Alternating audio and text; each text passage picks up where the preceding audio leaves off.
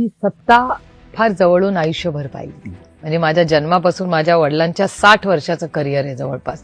त्यांची 30 वर्ष विरोधात गेली, 30 वर्ष ही सत्तेमध्ये घेतली. माझ्या 20 वर्षात मी 11 वर्ष विरोधी पक्षात आहे आणि 10 वर्ष सत्ता मी पाहिली. म्हणजे माझ्याही वय. मला असं वाटतं की खूप लोकांना असं वाटतं की विरोधी किंवा हे का आपल्याला जर लोकशाहीमध्ये जर विश्वास असेल तर मग यश आणि ज्याला आपण अपयश म्हणतो, म्हणजे विरोधी पक्षात राहण्याला मी काय अपयश समजत नाही. ठीक आहे ना, तो एक निर्णय आहे. तर हे दोन्ही पचवायची ताकद आपल्यात असली पाहिजे. त्याच्यामुळे फक्त सत्तेत असलं तरच तुम्ही चांगली कामं करू शकता.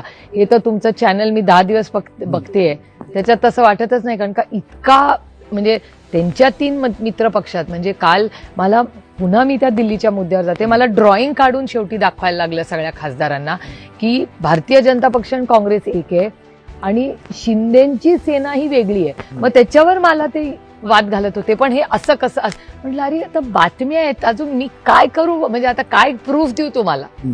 कारण का हे बघा ना, असंच झाले ना, शिंदे सेना विरुद्ध बीजेपी, शिंदे सेना विरुद्ध MIM आणि बीजेपी.